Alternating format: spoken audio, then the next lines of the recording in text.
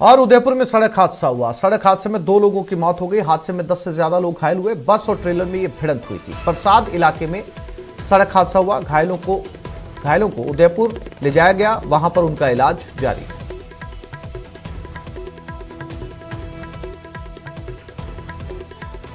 तो उदयपुर में ये सड़क हादसा जिसमें 10 लोग घायल हैं। बस और ट्रेलर आपस में टकरा गए।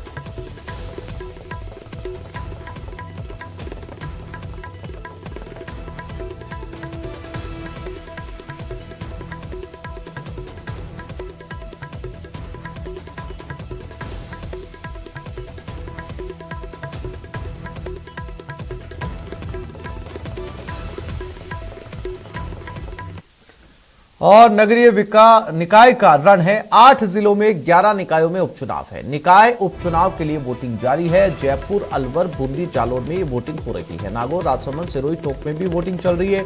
शाम 5:30 बजे तक ये मतदान जारी रहेगा। वोटिंग सेंटर्स पर सुरक्षा के पुख्ता इंतजाम किए गए हैं।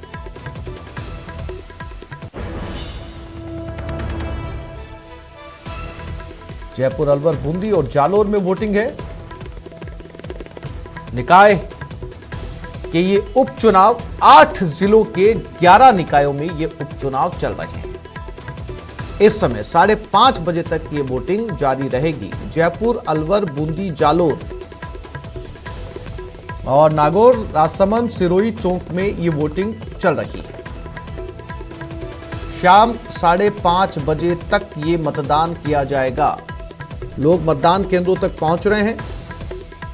हालांकि सुबह सुबह सर्दी ज्यादा होने की वजह से मतदान प्रतिशत बेहद कम रहने वाला है, लेकिन जैसे जैसे धूप निकलेगी, समय आगे बढ़ेगा, मतदाता यहां पर पहुंचेंगे।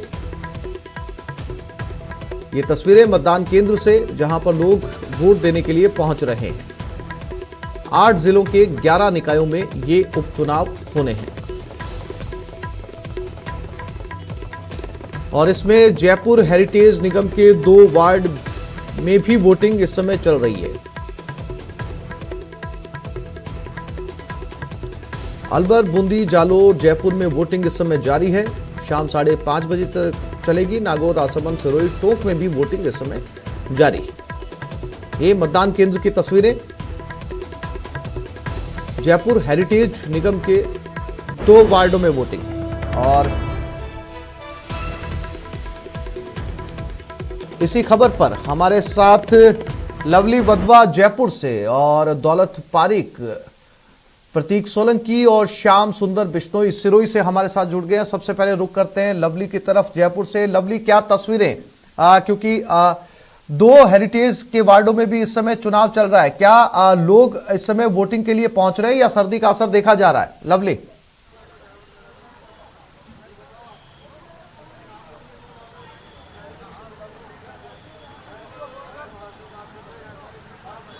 लवली मेरी आवाज सुन पा रहे हैं आप?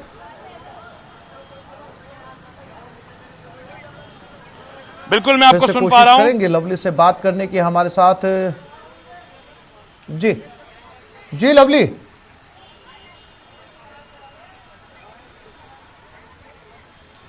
और देखिए आसिफ, मतदान केंद्र की तस्वीर मैं आपको दिखा दूं। राजधानी जयपुर का जो हेरिटेज नगर निगम है उसके लिए जो वार्ड का उपचुनाव हो रहा है वहां की तस्वीर मैं आपको दिखाता हूं। ये झालाना डूंगरी का वो इलाका है जहां की तस्वीर में इस वक्त हम आपको दिखा रहे हैं। यहाँ पर जो पुलिस की जिस तरह के इंतजामात होने चाहिए थे वो सत्य साई कॉलेज के अंदर नहीं है और यहाँ पर बेतरतीब लोगों की आवाजाही जो है वो आपको यहाँ पर नजर आ रही है। जो लोग हैं वो मतदान करके और यहाँ पर लौट रहे हैं, उनसे भी हम बात करने की कोशिश करेंगे। भाई साहब, आपने वोट किया है, किसको वोट किया है, क्या किस तरह का चुनाव हो रहा है इस बार आपके वार्ड में? आपने वोट किया, किसको वोट दिया है? बढ़िया वोट हो रहा है सर, सही हो रहा है। किस तरह की व्यवस्थाएं थी अंदर? बहुत अच्छी व्यवस्था। अच्छा, क्या सोच के इस बार वोट दिया? क्योंकि तो नाली का चुनाव है, सड़क का चुनाव है और आपके नालियां भी खराब है। सब काम सही हो रहा है हमारा। सही हो रहा है। चलिए, और लोग आपको नजर आ रहे हैं देखिए तस्वीरों में कि लगातार जो लोग हैं वो यहाँ पर मतदान की जो प्रक्रिया है वो पूरी करके और वापस अपने अपने घरों को लौट रहे हैं। आज सुबह से ही जो है मतदान केंद्र पर रेलमपेल जो है वो राजधानी जयपुर में लगी हुई है। ये झालाना डूंगरी का सत्य साई कॉलेज महिला महाविद्यालय है जहां पर जो है वो मतदान जो है वो इस वक्त चल रहा है। यहाँ के जो मतदान के लिए जो बड़ी तादाद में जो यहाँ के लोग हैं वो यहाँ पर लगातार पहुंचते हुए नजर आ रहे हैं। लोगों में उत्साह है मतदान को लेकर के। हालांकि ये जो वार्ड का चुनाव था, इस वार्ड के अंदर उपचुनाव की नौबत इसलिए आई क्योंकि यहाँ के पार्षद का निधन हो गया था, जिसके बाद में यहाँ पर हुआ। और पूरे प्रदेश भर की अगर हम बात करें तो पूरे प्रदेश भर में आज बीजेपी और कांग्रेस दोनों ने कमर कसी, जिसके बाद में आज जो है 8 जिलों के अंदर जो 11 निकाय हैं, जो 11 वार्ड हैं, उनमें ये चुनाव जो है वो मतदान जो है वो आयोजित हो रहा है। शाम को 5:30 बजे तक मतदान का दौर चलेगा और उसके बाद में कल सुबह जो है जो आज देर शाम जो है मतदान के मत जो पेटियां हैं, जो ईवीएम मशीनें हैं, उन्हें स्ट्रांग रूम में जमा कराया जाएगा और उसके बाद में परसों जो है मतगणना की जो प्रक्रिया है, जिसमें ये तय होगा कि कौन बनेगा वार्ड पार्षद, ये तय होने जा रहा है। कुल मिलाकर के लोगों में उत्साह है, बड़ी तादाद में लोग यहाँ पर पहुंचते हुए नजर आ रहे हैं। एक बार और तस्वीरें दिखाने की कोशिश करते हैं। देखिए ये तस्वीर, आप अंदर का नज़ारा देखिए, किस तरह की तस्वीरें जो है वो यहाँ पर है। और इन तस्वीरों में आपको नजर आ रहा है कि लोग बड़ी तादाद में मतदान करके अपने अपने घरों की ओर वापस लौट रहे हैं और लोगों की यही इच्छा अपेक्षा है कि अपना जो पसंद का जो पार्षद है, जो लोकतंत्र के लिए जो कहा जाता है कि अपनी पसंद का पार्षद, अपने पसंद का जनप्रतिनिधि कैसे चुना जाए, उसका चयन जो है वो यहाँ पर करने के लिए लोग यहाँ पर आए हैं। लोगों से बात करते हैं। क्या नाम है भैया आपका? दारा सिंह सामरिया। अच्छा, दारा सिंह जी, वोट डाल दिया आपने? जी डाल दिया। अच्छा, आपके सारे परिवार के लोगों ने वोट डाला? हाँ डाल रहे हैं, बच्चे भी डाल रहे हैं। अच्छा, क्या सोच करके वोट कर रहे हैं आप लोग, क्योंकि ये तो आपके यहाँ तो उपचुनाव हो रहा है, क्या सोच के वोट डाला आप लोगों ने? हमारी कच्ची बस्ती का विकास हो इसलिए डाला। अच्छा, बस्ती का विकास होना चाहिए। आपने बाबूजी वोट दिया? हाँ, बस देने जा रहा हूँ साहब। देने जा रहे हो? जी हाँ। क्या सोच करके विकास इस बार वोट कर रही है सर आपके इलाके की? मुख्य उद्देश्य ये है जी कि कच्ची बस्ती का विकास हो, अपना कोई आदमी बने यहाँ पे, और कच्ची बस्ती में जो हमारी कमियां हैं उसका डेवलपमेंट होना चाहिए। अच्छा, कौन कौन सी कमियां आपके इलाके में? अभी सीवर लाइन तो डल रही है, सड़कें नहीं है, पानी की व्यवस्था सही तरीके से नहीं है, रोड सही नहीं है। बिल्कुल लवली, साफ तौर पर देखा जा सकता है कि जो आधारभूत सुविधाएं हैं, जो मूलभूत सुविधाएं हैं, वही अभी तक नहीं मिली है। जो भी वोटर वोट दे के बाहर निकल रहा है, हर कोई जो है वो विकास की बात कर रहा है और मांग भी क्या रहा है, आधारभूत सुविधाएं जो हर नागरिक का अधिकार है। दौलत पारिक भी हमारे साथ जुड़े हुए, उनके पास चलते हैं। दौलत, आपके यहां पर क्या तस्वीरें, किन मुद्दों पर जाकर जो है वो लोग मतदान कर रहे हैं और मतदान प्रतिशत अभी तक कैसा है? दौलत,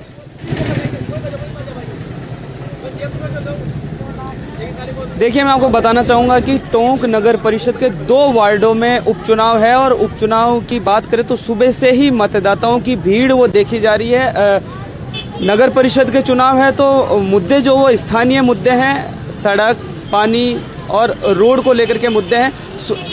ये नगर परिषद मुख्यालय पर एक मतदान केंद्र है, उसकी तस्वीरें मैं आपको दिखाना चाहूंगा। सुबह से ही यहाँ पर भीड़ जो है वो देखी जा रही है। सुबह जैसे ही 7:30 बजे मतदान शुरू हुआ, उस समय सर्दी ज़्यादा होने की वजह से सुबह सुबह आधा घंटे थोड़ी सी ढील देखी गई, लेकिन उसके बाद में मतदाताओं का आना लगातार जारी है। महिलाओं की संख्या मतदान में ज़्यादा देखी जा रही है और सुरक्षा की दृष्टि से पुख्ता इंतजाम किए गए हैं और 2 वार्ड 28 और वार्ड 42 के मतदान यहाँ हो रहे हैं। कुल 6 प्रत्याशी वो मैदान में हैं और करीब 4000 के करीब मतदाता है जो अपना मत का प्रयोग कर रहे हैं। मुद्दे क्या है जिनको लेकर लोग जो है वो मतदान करने पहुंच रहे हैं? स्थानीय, जी मैं आपको बताना चाहूंगा कि हमेशा की तरह मुद्दे वही हैं, क्योंकि ये लोकल निकाय चुनाव है। सड़क, पानी और कुल मिला के साफ सफाई को लेकर के मुद्दे हैं और उन्हीं मुद्दों पर मतदाता जो है वो मतदान कर रहे हैं। कोशिश करें कि हमारे जो पार्षद चुना जाए वो हमारे ही बीच का है और हमारी जो सामान्य आम जो यानी समस्या है उनका वो हल समय पर करे। जी, हमारे साथ लगातार जो है वो अलग अलग निकाय से साथी बने हुए हैं, उनके पास भी रुख करेंगे। लवली जयपुर से हमारे साथ है और इसके अलावा श्याम सुंदर बिश्नोई हमारे साथ जालोर से बने हुए। श्याम सुंदर के पास चलते हैं। श्याम सुंदर, आप मतदान केंद्र पर इस समय खड़े हैं, कैसी भीड़ है वहां पर, कितने लोग पहुंच रहे हैं?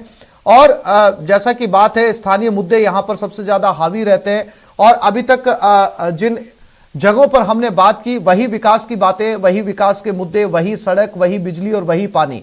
जालोर में क्या कुछ अलग? सांचौर नगर पालिका में चुनाव होने से, लेकिन सांचौर में निर्विरोध हो जाने के बाद के वार्ड संख्या 35 में आज चुनाव चल रहे हैं।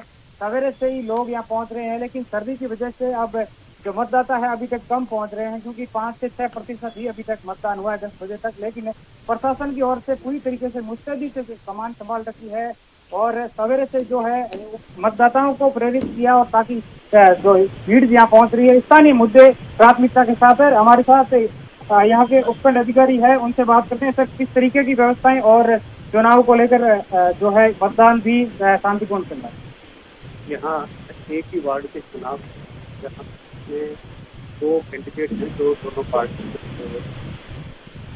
यहाँ बिल्कुल शांतिपूर्ण ढंग से चुनाव हो रहा है और अभी भी काफी लोग आ रहे हैं। सर्दी का असर कम हुआ है तो लगभग 200 से ज्यादा वोट अब तक पड़ चुके हैं। बाकी ये किसी प्रकार की सर स्थानीय मुद्दों की बात की जाए तो वो अलग है, लेकिन उसके अलावा जैसे प्रशासन की ओर से किस तरीके की तैयारियां की गई है कि नगर निकाय चुनाव है, इसको लेकर प्रशासन ने किस रूप से तैयारियां की और मतदाताओं को बिल्कुल श्याम, टोंक से भी जानकारी ले लेते हैं। प्रतीक सोलंकी हमारे साथ बने हुए हैं, प्रतीक के पास चलते हैं। प्रतीक, टोंक से क्या तस्वीरें, लोग मतदान के लिए यहां पर पहुंच रहे हैं। सिरोही से हम जो है वो प्रतीक से बात कर रहे हैं। प्रतीक, आप मतदान केंद्र पर खड़े, क्या कुछ लोगों का यहां पर कहना है, किन मुद्दों को लेकर यहां पर मतदान किया जा रहा है? प्रतीक। बिल्कुल वार्ड संख्या 29 नगर परिषद क्षेत्र में यहाँ पर चुनाव है।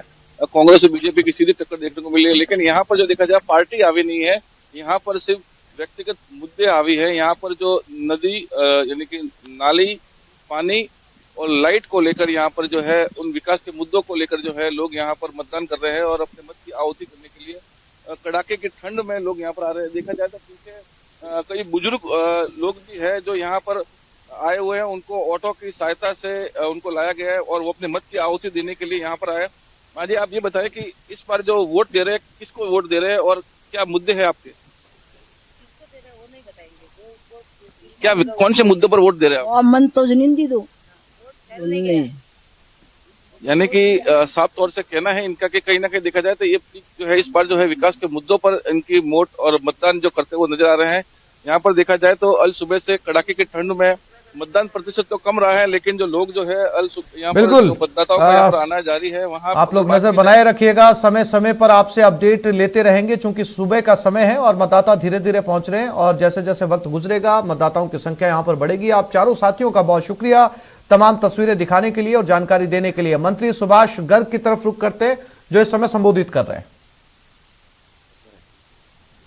कोरोना की महामारी के प्रभाव के बावजूद भी राजस्थान की अर्थव्यवस्था के प्रत्येक सेक्टर को, चाहे वो मेडिकल हेल्थ इंफ्रास्ट्रक्चर का मामला हो, चाहे वो शिक्षा में आधारभूत संरचना में वृद्धि का मामला हो, चाहे वो उच्च शिक्षा में महाविद्यालय खोलने का मामला हो, चाहे किसानों के जो सहकारी बैंकों के ऋण माफी का मामला हो, किसानों की बिजली बिलों में 12,000 रुपये की जो अनुदान साल भर में देने का मामला हो, वृद्धावस्था विधवा पेंशन को बढ़ाने का मामला हो, चाहे वो युवाओं को रोजगार देने का मामला हो।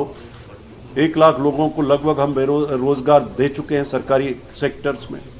इसी तरह से औद्योगिक विकास की गति को बढ़ाने का मामला हो। सभी फ्रंट्स पे मैं कहना चाहूँगा कि राजस्थान सरकार ने एक शानदार प्रबंधन किया है।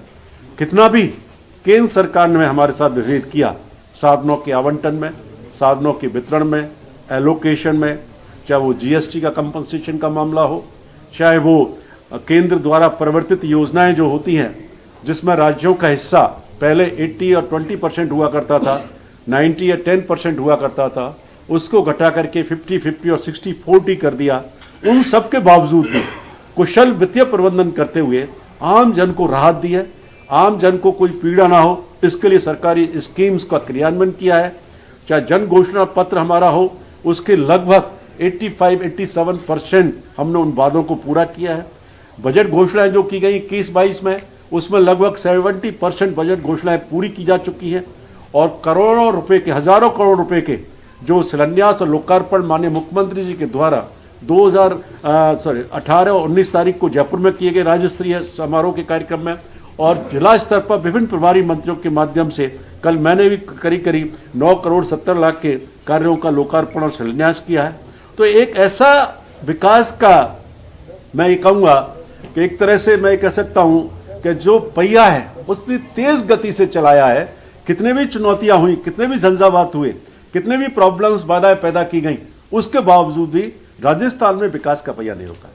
और मैं उम्मीद करता हूं आने वाले 2 वर्ष भी और गति के साथ और स्पीड विकास की बढ़ाते हुए ये लक्ष्य रहेगा कि हमारे सभी 3300 जिलों का एक बैलेंस्ड ग्रोथ रहे। और उसके पॉइंट ऑफ व्यू से जो इन्वेस्टमेंट समिति की जो और ब्रेक के बाद बात करेंगे पंचायत चुनाव की।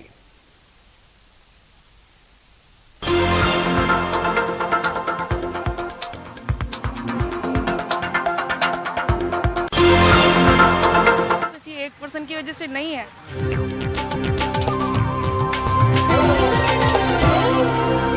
और राजस्थान सरकार के 3 साल पूरे होने पर मंत्री सुभाष गर्ग अपनी उपलब्धियां जो पिछले 3 साल में उन्होंने हासिल की है उनके बारे में बता रहे हैं। बिल्कुल नहीं बढ़ाई। हमारा घोषणा पत्र में यह था कि कृषि पर बिजली दरें नहीं बढ़ाएंगे। नहीं, आप पढ़िए उसको घोषणा पत्र में, कृषि के बिलों की बिजली दरें नहीं बढ़ाई जाएगी, ये था। देश में सर्वाधिक महंगी बिजली है बिल्कुल, देखिए बिल्कुल है, ये मैं नहीं कह रहा हूं, लेकिन हम उसकी रियायत ऐसे सेक्टर को दे रहे हैं। अभी लगभग आप देखिए करीब 1800 करोड़ रुपए का भार किसानों के लिए सरकार ने भुगता है। 12 से पहली सरकार 800 कुछ रुपए देती थी, इस बार 1000 रुपए पर मंथ का हम दे रहे हैं। तो ऐसा नहीं है, बिजली की उपलब्धता हमें मेन काम यह है कि भाई कृषि जो एक प्राथमिकता का क्षेत्र है उसको हम रियायत दर पर बिजली दें, वो हमारी सरकार मकसद पूरा कर रही है।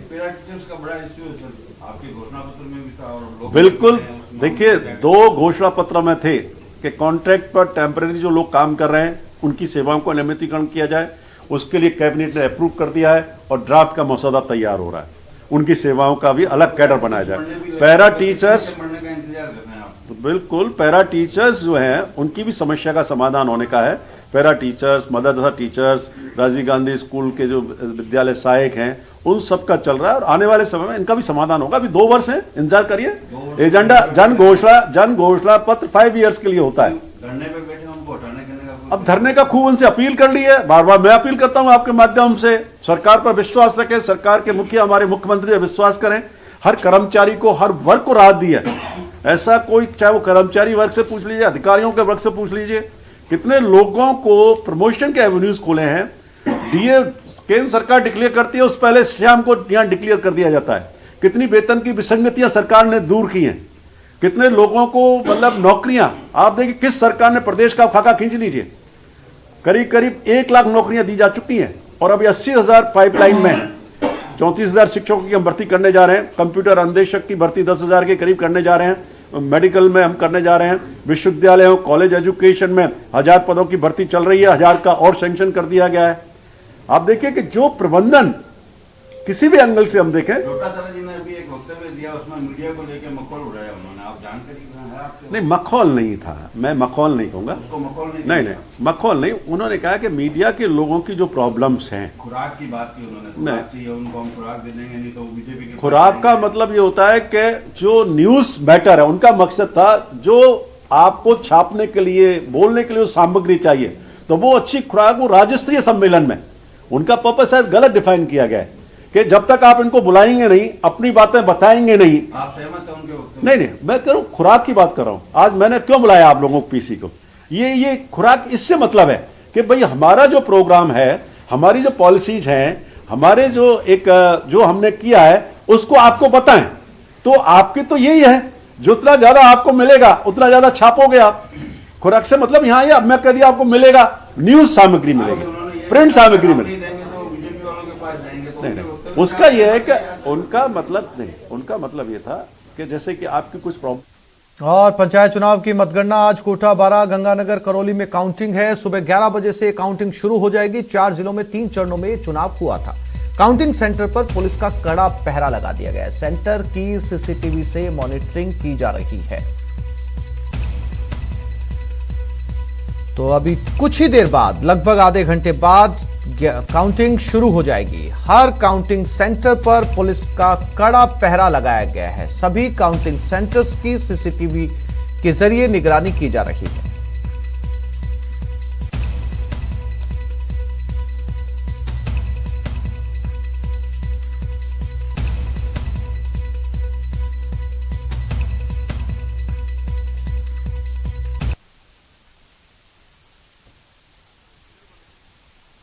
प्रदेश के 4 जिलों में जिला परिषद और पंचायत समिति सदस्यों के लिए आज मतगणना का दिन है। सुबह 11 बजे ईवीएम खुलेगी और गांव की सरकार तय हो जाएगी। चुनाव में अपनी जीत की जद्दोजहद में लगे प्रत्याशियों के भाग्य का फैसला होगा तो मतगणना की तैयारियां पूरी कर ली गई हैं। वहीं काउंटिंग को लेकर राज्य निर्वाचन आयोग ने प्रदेश में शीतलहर और कोहरे को देखते हुए 4 जिलों की जिला परिषद और पंचायत समिति सदस्यों के लिए होने वाली मतगणना के समय में परिवर्तन किया है। चारों जिलों के जिला मुख्यालय पर अब सुबह 9 बजे की बजाय सुबह 11 बजे से मतगणना शुरू होगी। कोटा, बारां, गंगानगर और करौली में 3 चरणों में चुनाव करवाए जा चुके हैं।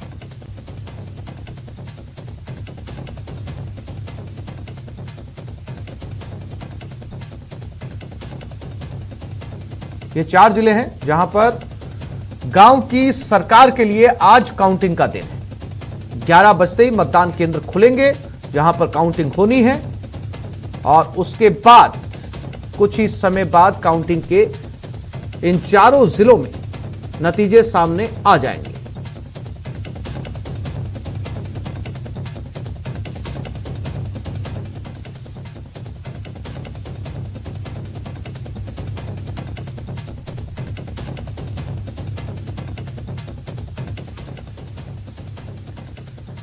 करौली, कोटा, श्रीगंगानगर और बारां यहां पर आज मतगणना है।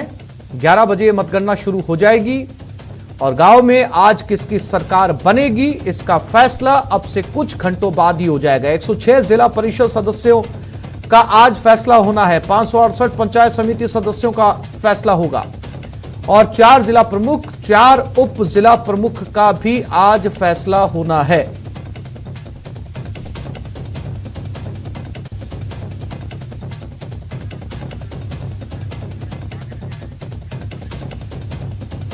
और गांव में किसकी सरकार, बारां में 151 सीटों पर कुल 391 उम्मीदवारों की किस्मत दांव पर है। मतगणना में आज साफ हो जाएगा 25 जिला परिषद सदस्य के लिए।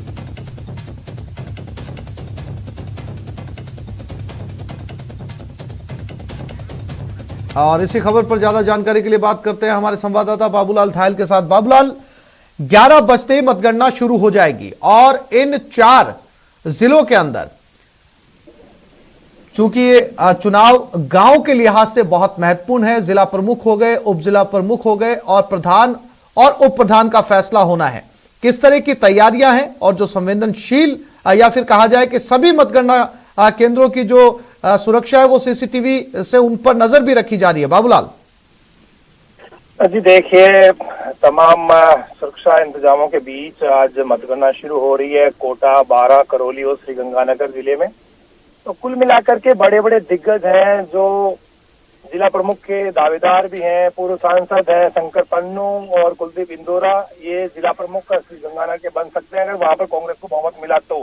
पलड़ा फिलहाल भारी नजर आ रहा है इस पूरे चुनाव में। कांग्रेस पार्टी का 3 साल का कार्यकाल सरकार पूरा कर चुकी है और पब्लिक परसेप्शन की बात में थोड़ा झुकाव मतदाताओं का फिलहाल कांग्रेस के पक्ष में नजर आता है, लेकिन नतीजे क्या होंगे ये देखने वाली बात होगी। फिलहाल कांग्रेस बहुत उत्साहित है तो बीजेपी के खेमे में कोई ज्यादा उत्साह नजर नहीं आ रहा, क्योंकि ये जो सीटें हैं परंपरागत रूप से कांग्रेस के पक्ष में रही है। इन चारों जिलों में कांग्रेस हमेशा से अच्छा परफॉर्म करती रही है। बारां में प्रमोद जैन भाया की प्रतिष्ठा दांव पर है। करौली में जो ग्रामीण विकास मंत्री हैं रमेश मीणा, उनके भाई जिला प्रमुख रह चुके हैं। इस बार फिर वहां पर कांग्रेस को लगता है कि वो अपना जिला प्रमुख बना पाएंगे।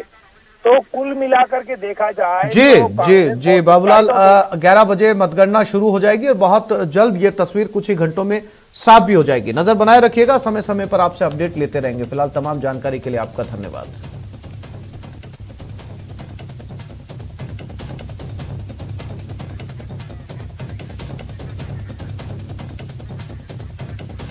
और एक छोटे से ब्रेक के लिए रुक रहे हैं, जल्द लौटेंगे।